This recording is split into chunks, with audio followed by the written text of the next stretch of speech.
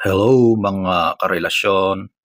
Ngayon tatalakayin natin ang mga psychological facts tungkol sa mga lalaki na siguradong makakatulong sa inyong mga babae para mas maintindihan ang ugali, isip at puso ng isang lalaki.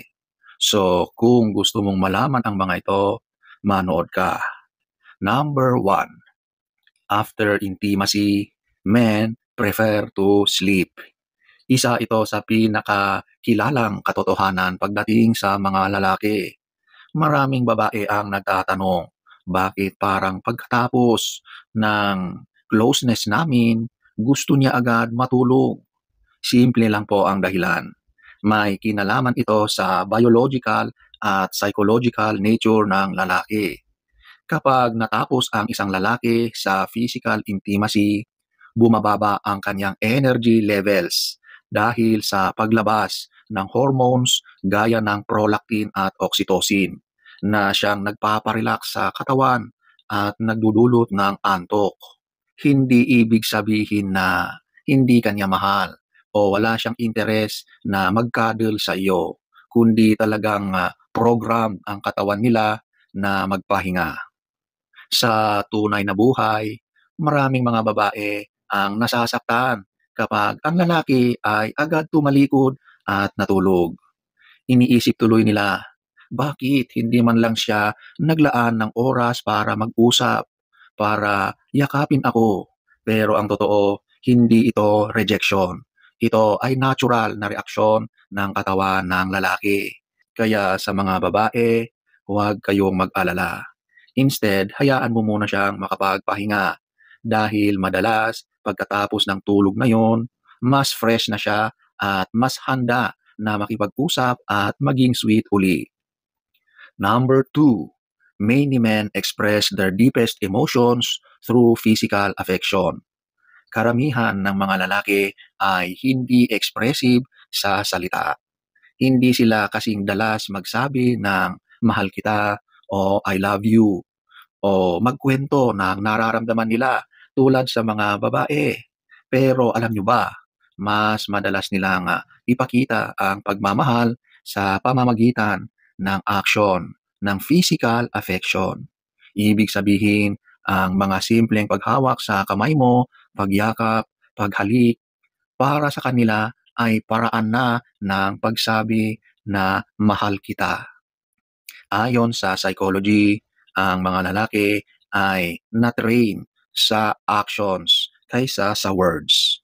May mga babae na nagrereklamo na, bakit hindi siya sweet? Bakit hindi niya sinasabi? Hindi siya romantic tulad ng iba.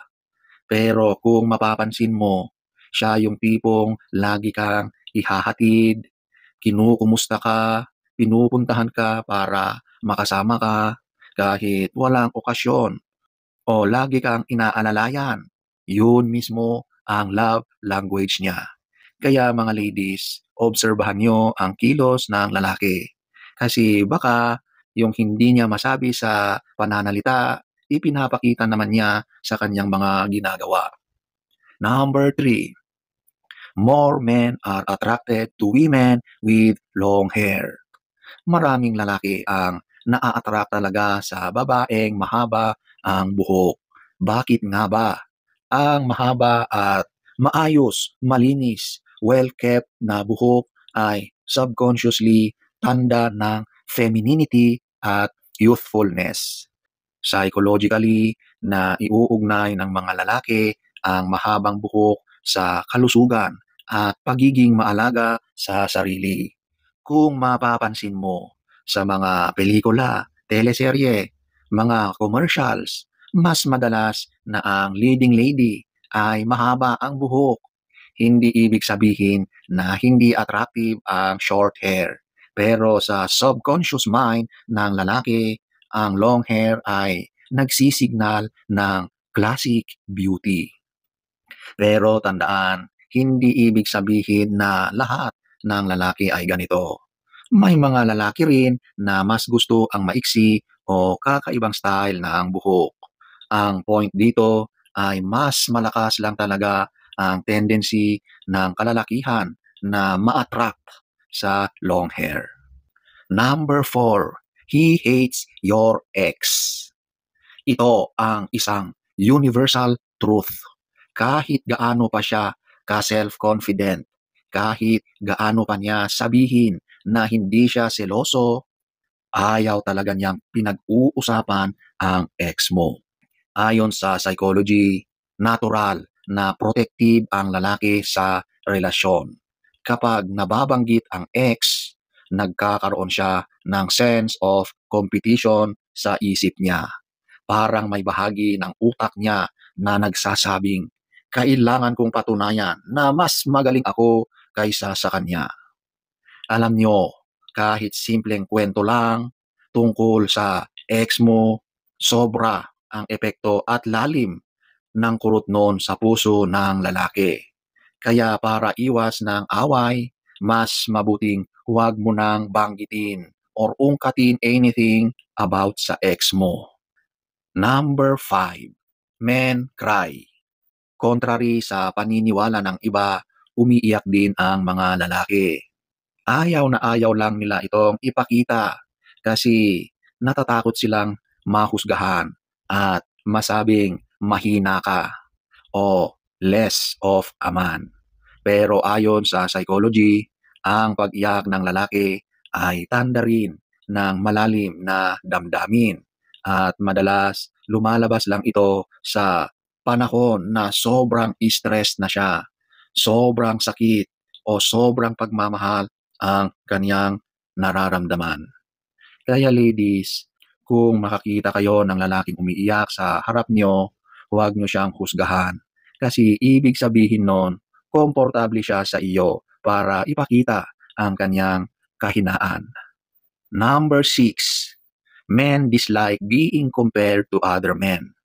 Ito ang isa sa nakaka-trigger para sa isang lalaki.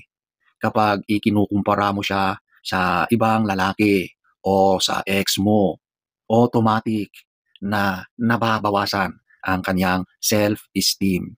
Dahil ang mga lalaki ay may strong sense of individual pride, gusto nila na sila mismo ang makilala at mahalin mo.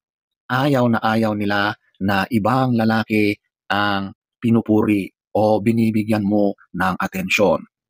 Kaya tips, kung gusto mong i-motivate ang lalaki, gawin mo sa positibong paraan. Huwag mo siyang ikumpara, kundi i-acknowledge kung ano yung efforts niya at kung saan siya mahusay at magaling. So sana ay nagustuhan nyo ang ating topic for today. Next story time. Don't forget to subscribe.